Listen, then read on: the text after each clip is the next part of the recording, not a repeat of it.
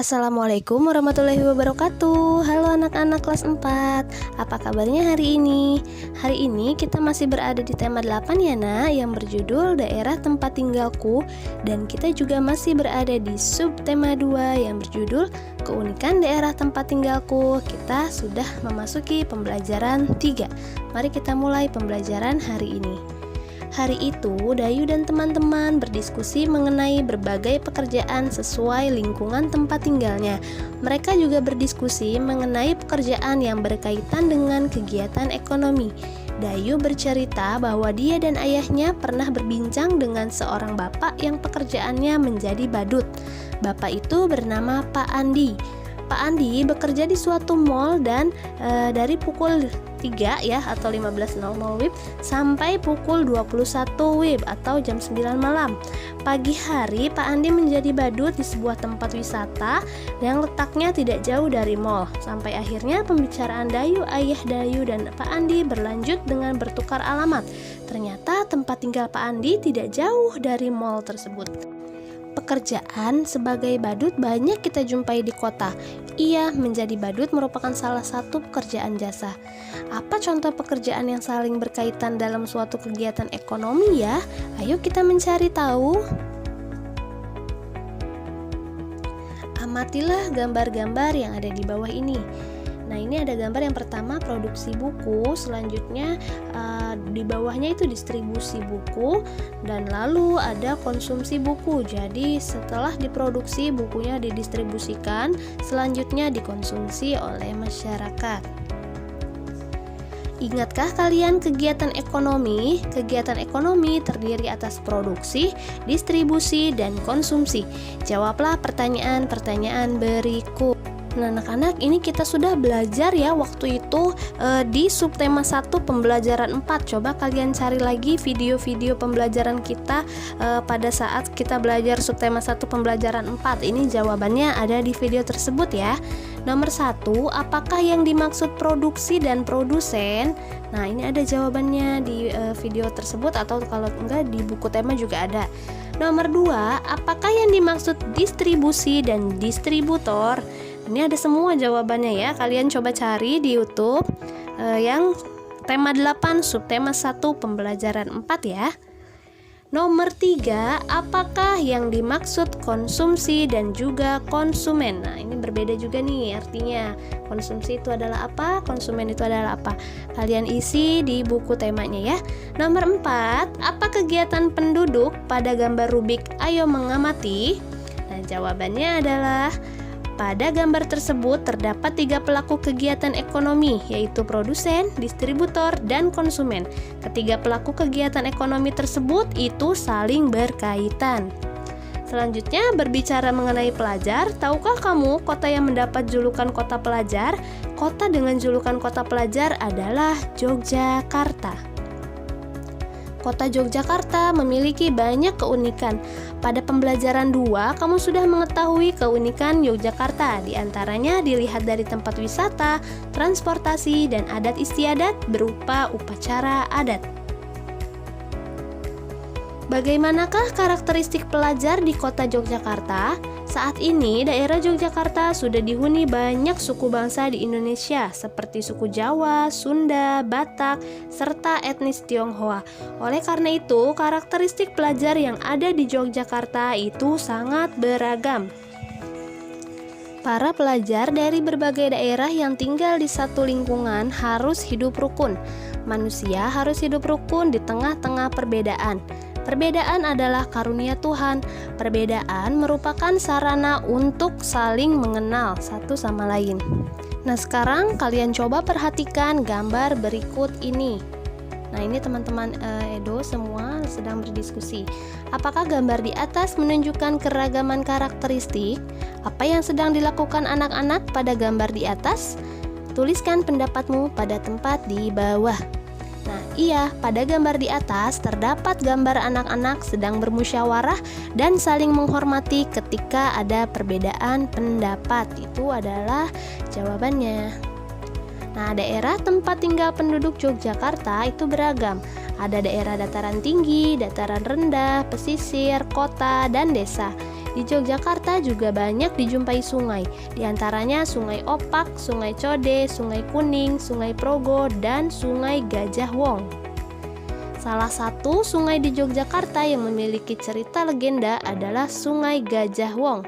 Penduduk Yogyakarta sering menyebut sungai dengan kali. Kali Gajah Wong adalah sebuah kali yang terletak di tengah-tengah kota kecamatan Kota Gede. Panjang kali ini tidak lebih dari 20 km. Nah, anak-anak, kita literasi dulu ya. Kita baca bersama-sama teks berikut ini. Hari itu, Kisapawira bersiul riang. Seperti biasa, ia akan memandikan gajah milik junjungannya Sultan Agung Raja Kerajaan Mataram. Dengan hati-hati, Kisapawira menuntun gajah yang dinamai Kiai Dwi Pangga itu. Mereka berjalan ke sungai yang terletak di dekat Keraton Mataram. Mulailah ia memandikan gajah yang berasal dari negeri Siam itu. Nah, sekarang kau sudah bersih, rambutmu sudah mengkilap. Sekarang ayo kembali ke kandangmu, kata Kisapawira kepada Kiai Dwi Pangga. Kisapawira memang memperlakukan Kiai Dwi Pangga seperti anaknya sendiri. Tak heran, Kiai Dwi Pangga amat patuh sekali kepadanya. Suatu hari, Kisapawira tak bisa memandikan Kiai Dwi Pangga. Ada bisul besar di ketiaknya, rasanya ngilu sekali. Badannya juga demam karena bisul itu. Ia meminta tolong pada adik iparnya Ki Kerti Pejok untuk menggantikan memandikan Kiai Dwi Pangga. "Kerti, tolong aku ya, aku benar-benar tidak bisa bekerja hari ini," kata Kisapawira.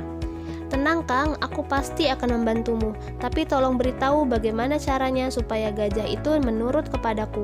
Aku takut jika nanti ia marah dan menyerangku," jawab Ki Kerti Pejok. "Biasanya kalau ia mulai gelisah, pantatnya aku tepuk-tepuk, lalu aku tarik ekornya. Nanti ia akan kembali tenang dan berendam sendiri di sungai. Kau tinggal memandikannya," jelas Kisapawira. Ki Kerti Pejok mengangguk-angguk tanda mengerti. Ia lalu berangkat ke sungai untuk memandikan Kiai Dwi Pangga.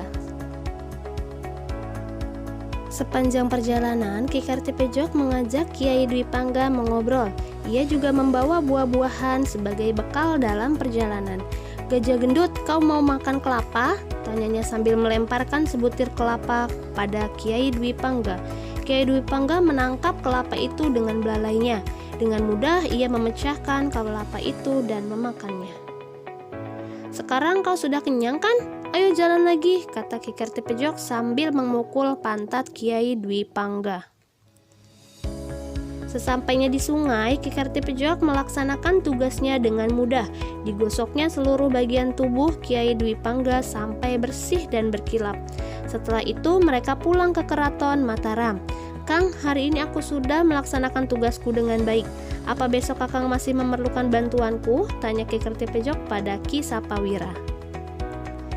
"Jika kau tak keberatan, maukah kau memandikannya sekali lagi? Aku masih demam, sedangkan gajah itu harus dimandikan setiap hari," jawab Kisapawira. "Baik Kang, aku tidak keberatan, toh gajah ini sangat penurut, jadi aku tak kesulitan saat memandikannya," kata Ki Kerti Pejok. "Terima kasih Kerti, lusa aku pasti sudah sembuh, kau akan bebas dari tugas ini," kata Kisapawira. Keesokan harinya, Ki Kerti Pejok menjemput Kiai Dwi Pangga. Pagi itu hujan turun rintik-rintik, tapi sepertinya tak akan bertambah deras. Di sungai, Ki Kerti Pejok bimbang karena dilihatnya air sungai itu sedang surut. "Wah, airnya dangkal sekali. Mana bisa gajah ini berendam? Aku sendiri saja tak bisa, apalagi gajah yang besar ini," pikirnya dalam hati. "Gajah gendut, kita cari sungai yang lain saja. Sungai ini dangkal, kau tak akan bisa berendam di sini," kata Ki Kerti. Ki menuntun Kiai Dwi Pangga ke hilir sungai. Di situ air tampak tinggi dan aliran juga cukup deras. Nah, di sini sepertinya lebih asik. Ayo sana masuk, berendamlah. Aku akan menggosok punggungmu dengan daun kelapa ini, kata Ki Kartipejok sambil memukul pantat Kiai Dwi Pangga. Sambil memandikan Kiai Dwi Pangga, Ki Kartipejok berpikir dalam hati. Sebaiknya aku beritahu Kakang untuk memandikan gajahnya di sini. Di sini airnya lebih dalam, arusnya juga cukup deras. Aneh kok selama ini Kanjeng Sultan Agung tak tahu keberadaan sungai ini ya, kata Ki Kartipejok dalam hatinya. Saat ia sibuk berbicara sendiri, tiba-tiba dari arah hulu datanglah banjir bandang yang sangat besar. Banjir itu datang dengan sangat cepat. Ki Kartipejok dan Kiai Dwi Pangga bahkan tak menyadarinya. Dalam sekejap mereka terhempas dan terbawa arus. "Tolong, tolong!" teriak Ki Kartipejok. Tapi tak ada yang mendengar. Sungguh menyedihkan nasib Ki Kartipejok dan Kiai Dwi Pangga. Mereka terseret arus dan hanyut sampai ke laut selatan. Sungguh sangat disayangkan, mereka binasa dalam keganasan banjir bandang itu. Ki Kartipejok tak tahu bahwa selama ini Sultan Agung memang melarang para abdinya memandikan gajah di hilir sungai karena ia tahu bahaya bisa datang sewaktu-waktu di sana. Ki Sapawira berduka, ia sangat sedih karena kehilangan adik ipar dan juga gajah kesayangannya. Untuk mengenang kejadian itu, Sultan Agung menamakan sungai itu Kali Gajah Wong. Kali berarti sungai, Gajah Wong berarti gajah dan orang. Kali Gajah Wong ini terletak di sebelah timur kota Yogyakarta. Nah, sekarang kalian jawab pertanyaan berikut berdasarkan teks di atas. Siapa saja tokoh pada cerita di atas? Kalian jawab ya berdasarkan cerita tersebut. Nomor 2, adakah tokoh antagonis dan protagonis pada cerita? Siapakah tokoh itu? Nah, antagonisnya siapa? Tadi ada ya. Dan protagonisnya tadi siapa? Kalian sebutkan. Nah, anak-anak, jadi tugas kalian hari ini itu ada 2 ya. Yang pertama yang tadi yang kegiatan ekonomi yang ada distribusi, produksi, konsumsi. Nah, itu kalian jelaskan ada di video yang sebelum ini ya. Kalian cari. Nah, yang kedua yang tadi ya berdasarkan cerita tentang Kali Gajah Wong. Oke, kalian kirimkan kalau sudah selesai melalui Japri ya. Baiklah anak-anak, demikian video pembelajaran hari ini. Semoga video ini dapat dimengerti dan bermanfaat untuk kita semua. Ibu akhiri dengan mengucapkan Assalamualaikum warahmatullahi wabarakatuh. Dadah.